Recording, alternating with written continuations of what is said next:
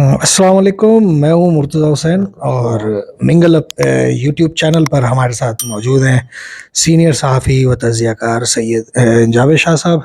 इनको खुशामदीद कहेंगे और प्रोग्राम का आगाज़ करने से कबल नाजरीन हमेशा की तरह आपसे एक गुजारिश कि चैनल को ज़्यादा से ज़्यादा सब्सक्राइब कीजिए, वीडियोस को लाइक कीजिए, शेयर कीजिए और अपने कमेंट से ज़रूर आगाह कीजिए और इसी से जो है हमारे चैनल को भी बहुत बूस्ट मिलता है।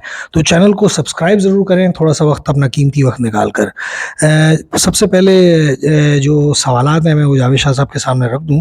जो मौज़ूआत आज जिस पर हम गुफ्तगू करेंगे, नवाज़ शरीफ साहब को जो एवन फील्ड रेफरेंस में बरी किया गया है, इस पर हम गुफ्तगू करेंगे। अल्ताफ़ हुसैन साहब बानी मुत्तहिदा से मुताल्लिक़ हम गुफ्तगू करेंगे अपने प्रोग्राम में। और इसके अलावा हम जो है यहाँ पर एमक्यूएम पाकिस्तान से मुताल्लिक़ जो 2 दिसंबर को बरोज़ हफ्ता यानी जो प्रोग्राम होने जा रहा है उस पर हम गुफ्तगू करेंगे। और इस प्रोग्राम में हम पीटीआई से मुताल्लिक़ जो नई नामज़दगी हुई है गौहर खान साहब की, उस पर भी बात करेंगे। इन तमाम मौज़ूआत पर जो है हम जावेद शाह साहब से तज़िया जानेंगे। जावेद शाह साहब, आप ये कैसे देख रहे हैं इस वक्त जो कप्तान ने गौहर खान साहब को जो है चेयरमैन नामज़द किया है, और जो है इस सारी सूरत हाल में अलीमा खान, बुशरा बीबी और ये जो अभी एक ऑडियो लीक हुई है बुशरा बीबी और लतीफ़ खोसा साहब की, ये तमाम मामला आप कैसा देख रहे हैं और ये क्या मामला, क्या माजरा बनने जा रहा है? मुर्तज़ा साहब, पाकिस्तान की जो सूरत हाल है इस वक्त सियासी, और बिलखसूस यानी कि आपने पहला सवाल ये किया नवाज शरीफ की बरीयत का, तो असल में नवाज शरीफ पे जो मुकदमात कायम किए गए थे ये इतने भोंडे अंदाज में कायम किए गए थे। ये उस वक्त जिन लोगों ने ये सबूत दिए थे, एक टाइम था परवेज़ मुशर्रफ का, उस वक्त सबूत दिए गए थे। और यानी कि वो अदारे जो मामूर होते हैं करप्शन के सबूत निकालने में, और यानी कि सियासतदान के जो नीचे अनासिर होते हैं, सियासतदानों के रिश्तेदार जो होते हैं, दोस्त अहबाब जो करप्शन करते हैं, तो उनके पीछे लगे हुए होते हैं लाजमी एंटी करप्शन के अदारे और खुफिया अदारे, तो वो ये तमाम तर सबूत देते हैं। और उनको जो मुखालिफ हुकूमत आती है तो वो उनसे मांगती है कि भाई आपने इसमें क्या इकट्ठे किए, तो वो तमाम सबूत दिए गए। अब उसके सबूत इतने नाकाफ़ी समझें या अदलिया में उसके प्रूफ वो साबित नहीं कर सके इसको, तो ये नेब में वो तमाम तर डॉक्यूमेंट दिए गए थे, वो चल रहे थे। फिर इमरान खान ने उसने तसलसल में इजाफा किया, इजाफा करके शहजाद अकबर ने कहा ये आज केस है, तैयार केस ये है। अब जब नेब की भी पॉलिसी बदल गई है, नेब भी तब्दील हो गया है, अब जब वो नवाज शरीफ पाकिस्तान में आए तो वो अपील में गए उस केस से, नेब उसकी पैरवी नहीं कर रहा। नेब पैरवी नहीं कर रहा कि भाई हमने ये केस किए थे, सज़ा लगाई थी, कोई पैरवी नहीं करेंगे। उन्होंने सज़ा के खिलाफ अपील किए, वहाँ वो आ ही नहीं रहा उनका, तो बस वो बरी होते जा रहे हैं। ये है उन पर, अगर किसी को एतराज़ है तो उस पर तो वो कोर्ट में उनके खिलाफ दरख्वास्त दे दे कि जनाब इनको कैसे बरी किया जा रहा है। तो हम तो ये कहते हैं, अगर वो पाकिस्तान के मफाद में सोच रहे हैं, वो ये समझते हैं कि ये गलत बरी किया जा रहा है, ये जराइम पेशा लोग हैं, इनको चोर हैं, तो उनके खिलाफ दरख्वास्त दे दें। जी हाँ, ये सज़ा दरअसल जज मोहम्मद बशीर साहब जो थे उन्होंने सुनाई थी और जो है उनको इसमें बरी किया गया है। अच्छा जावेद शाह साहब, इसमें दूसरा सवाल जिसको हम जिस पर चाहेंगे, पीटीआई के जो चेयरमैन अभी, हाँ जी, पीटीआई उस हवाले से जो मैंने सवाल, गौहर खान नामजद के बड़े नामी गिरामी वकील हैं और काबिल तरीन आदमी, और धीमे लहजे में बात करते हैं, और जैसे पठान जज्बात में आ जाते हैं, जैसे वो शेर अफजल है, दूसरे वो जज्बाती हो जाते हैं, ये जज्बाती नहीं होते। तो बहरहाल पठान की आदत को पीटीआई वालों ने पहले भी खुद लाए थे नस्ली तौर पर, तो नहीं वो भी पठान है इमरान खान, मगर बहरहाल पंजाबी स्पीकिंग है वो। तो ये पठान, प्योर पठान है गौहर खान। और इसके बाद नायब सदर जो है शेर अफजल खान जो है وہ بھی پٹھان ہے. تو وہ جو جن کے حوالے سے مشہور ہے وڑ گیا, تو وڑ گیا والے جو ہیں ان کی وجہ شہرت بنی ہے وڑ گیا. یہ جو ہے گور خان ہے بیرسٹر نے, تو یہ کیسز بھی لڑ رہے ہیں, پیروی بھی کر رہے ہیں عمران خان کے کیسز, اور ان کو بنا دیا. بہرحال اس سے عمران خان کے جو پی ٹی آئی کے جو کارکنان ہیں ان میں ایک بے چینی کی لہر پائی جاتی ہے. جی ہاں, متنازع نامزدگی ہے جاوید شاہ صاحب. یہ انہوں نے عمران خان نے اپنی نامزدگی کر دی ہے گھر سے, اور انٹرا الیکشن میں ان کو کہہ دیا ہے کہ بھائی ان کو جتا دو. لازمی کیا تھا, شاہ محمود بھی اندر ہے, تو اس سے بے چینی پھیلے گی. جو سیاسی جو رہنما ہیں ان کے عمران خان کی پارٹی کے, ان کے اندر بالخصوص اور بالعموم ان کے کارکنان میں, بالخصوص سیاسی رہنماؤں میں اور بالعموم جو ان کے عوام کے کارکنان ہیں عوام میں, تو وہ بولیں گے یہ کہاں سے آ گئے. تو یہ ایک بے چینی پھیلے گی. مگر بہرحال عمران خان نے کچھ سوچ سمجھ کے کیا ہوگا کہ وکیلوں کو کہ کیسز بھی کم بنیں گے, وہ اپنے کیس یہ خود لڑیں گے. اچھا, یہ جو آڈیو لیک کا سلسلہ, میں سلسلہ کہوں یا یہ جو آڈیو لیک دوبارہ ایک منظر عام پر آئی ہے لطیف کھوسہ صاحب اور عمران خان صاحب کی اہلیہ کی, اس سلسلے میں آپ کیا کہیں گے؟ اصل میں اہلیہ جو ہے ان کی بشرا بی بی وہ کورٹ میں جا رہی ہیں, اور لازمی یہ اپنا لطیف کھوسہ وغیرہ یہ بھی وکلا ہے, شیر افضل کا بھی ایک گروپ ہے وکلا کا, تو یہ غور خان بھی اسی میں ہی ہے. تو یہ الگ الگ چل رہے ہیں سب لوگ, اور اس میں علیمہ خان کا الگ وکلا کی ٹیم ہے, اور یہ لطیف کھوسہ جو ہے یہ بشرا بی بی کے حوالے سے, اور لازمی ان کا علاقہ بھی قریبی لگتا ہے, اور لازمی یہ سب لوگ جو ہے مل کے یعنی کہ آپس میں ان کے کچھ وہ پایا جاتے ہیں, یعنی کہ کشیدگی اور غلط فہمیاں کہیں یا غلط فہمیاں ان میں ڈال دی گئی ہیں.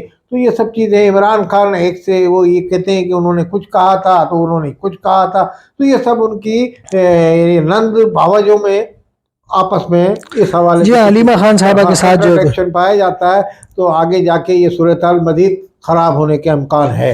اچھا جاوید صاحب, یہاں ہم بانی متحدہ کے حوالے سے بات چیت کریں گے کہ بانی متحدہ نے ابھی ایک اپنے ٹک ٹاک سیریز جو شروع کی ہے, اور الطاف حسین کے جرائم کے نام سے انہوں نے جو ہے ایک سلسلہ شروع کیا ہے, جس میں انہوں نے, ان کا کہنا ہے کہ جی میں نے خاندان کی طرح کا ایک ماحول بنایا, اور جو ہے احترام کے رشتے اجاگر کیے, لوگوں کے ساتھ بھائی اور خواتین کے ساتھ باجی کے الفاظ متعارف کروائے. اسی طریقے انہوں نے جو اس کی دوسری قسط جو ہے وہ جاری کی ہے. دوسری طرف جو انہوں نے ایک پول اور ای میلز کے ذریعے سے رائے مانگی تھی, اس کا بھی جو ہے نتیجہ آیا, اور لوگوں کے جو ہے کثیر تعداد نے جو ہے ان کو یہ مشورہ دیا ہے کہ پورے پاکستان سے امیدوار کھڑے کیے جائیں اور الیکشن لڑا جائے. آپ اس معاملے کو کس طرح دیکھ رہے ہیں؟ اصل میں بات دراصل یہ ہے کہ ایم کیو کے یہ بانی رہے ہیں الطاف حسین, تو اب اگر یہ بائیکاٹ کریں گے تو ان کی سیاست بالکل ہی ختم ہو جائے گی, یہ میں آپ کو بتاؤں. اب بائیکاٹ کرنا مسئلے کا حل نہیں ہے. اس وقت کراچی میں جو عوام ہے اپنے حقوق کے لیے سرگردہ ہیں, وہ پریشان ہیں, بن گلی کے اندر جاتے جا رہے ہیں وہ لوگ. اب بن گلی میں ان کو کوئی لیڈر ایسا نظر نہیں آ رہا کہ سامنے کوئی ان کی آواز بلند کرے.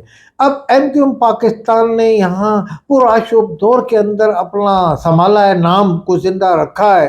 مصطفیٰ کمال نے اس کو مزید فعال کیا, انیس قائم خان مصطفیٰ کمال نے اس تنظیم کو مزید فعال کیا, اور اس کو اس وقت جگہ جگہ کیمپ نظر آ رہے ہیں, چھوٹے موٹے جتنے بھی جلسوں پہ آپ تنقید کر سکتے ہیں, مگر ہر ضلع میں وہ جلسے بھی کر رہے ہیں. جی ہاں, تو اپنی تنظیم کو ایم کیو کا نام و ترانے ان کے چل رہے ہیں, وہ یہ ماحول پیدا کیا ہوا ہے. اب اگر اس میں ایم کیو کے قائد یہ کہہ دیتے ہیں بائی کاٹ, تو بائی کاٹ میں چلیں یہ جیت بھی جاتے ہیں یا ان کو ووٹ کم پڑیں گے, تو کیا ہوگا؟ جو مہاجر جو رہنما ہے وہ ہارے گا. جو مہاجروں کے جو اردو اسپیکنگ ایم کیو کے جو تنظیم ہے اس کے رہنما اگر ہارتے ہیں تو اس میں کس کا فائدہ ہوگا؟ مخالفین کا فائدہ ہوگا. تو میں سمجھتا ہوں ان کو بھی سیاست میں بالواسطہ, جیسے میں اگر ان کو اسٹیبلشمنٹ عدلیہ اجازت دیتی ہے تو ان کو بھی بائیکاٹ نہیں کرنا چاہیے اور کسی پارٹی کی حمایت کرنی چاہیے. جیسے مہاجر قومی منڈے آفاق احمد ہے, وہ بھی اپنے گلے شکوے کے ساتھ سیاست کر رہے ہیں. ابھی انہوں نے جلسے سے بھی خطاب کیا. جی تو ہاں. اسی طریقے سے تو وہ اب مزید جلسے کریں گے. وہ بھی یہ کہہ رہے ہیں کہ ہمیں بن گلی مائنس کیا جا رہا ہے, دھکیلا جا رہا ہے.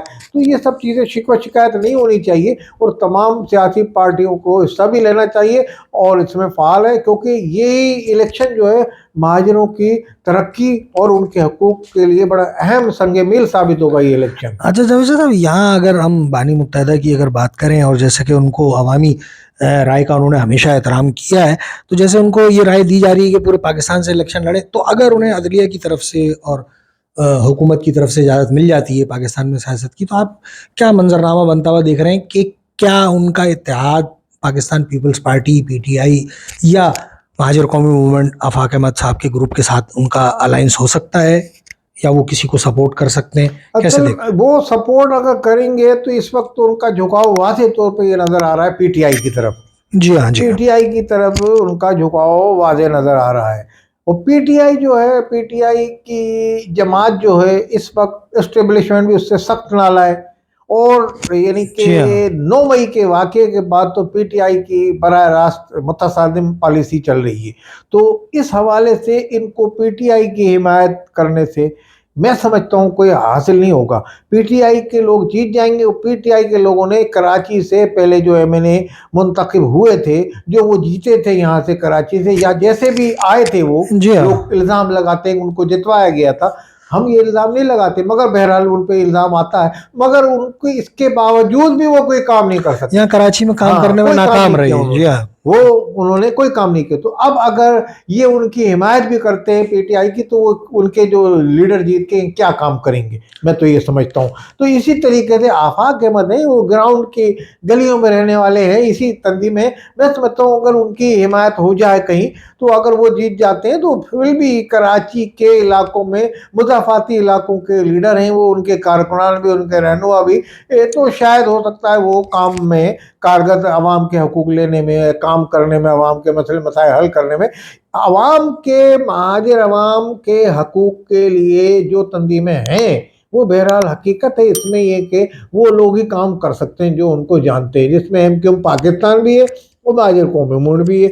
یہ باقی پی ٹی آئی وغیرہ پیپلز پارٹی ہے. اب اگر وہ پی ٹی آئی سے اتحاد کرتے ہیں, مہاجر قومی موومنٹ سے کرتے ہیں, جماعت اسلامی سے وہ نہیں کرتے, جماعت اسلامی کو حالیہ انٹرویو میں انہوں نے کہا کہ ان کو برے الفاظ سے کہا تھا, تو پھر رہ جاتی ہے پیپلز پارٹی. پھر پیپلز پارٹی سے ان کو کرنا پڑے گا, کیونکہ پیپلز پارٹی اگینسٹ میں چل رہی ہے, اور پی ٹی آئی کی طرف اس وقت نرم گوشہ آٹومیٹک پی ٹی آئی پیپلز پارٹی کا ہو جائے گا, یعنی کہ آنے والے الیکشن میں اگر کوئی مزید کوئی تبدیلی نہیں آتی ہے.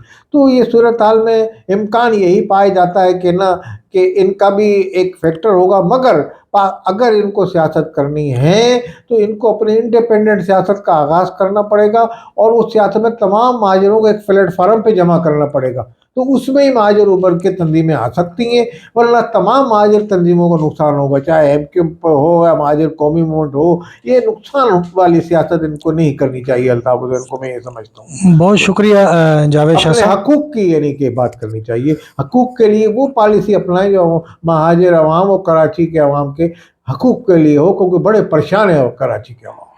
بہت شکریہ جاوید شاہ صاحب. ناظرین, اسی پروگرام کے دوسرے سلسلے میں آپ کی خدمت میں حاضر ہوں گے, اور آپ سے اسی درخواست کے ساتھ اجازت چاہیں گے کہ چینل کو زیادہ سے زیادہ سبسکرائب کیجیے, ویڈیوز کو لائک شیئر کیجیے, زیادہ سے زیادہ کمنٹ سے آگاہ کیجیے.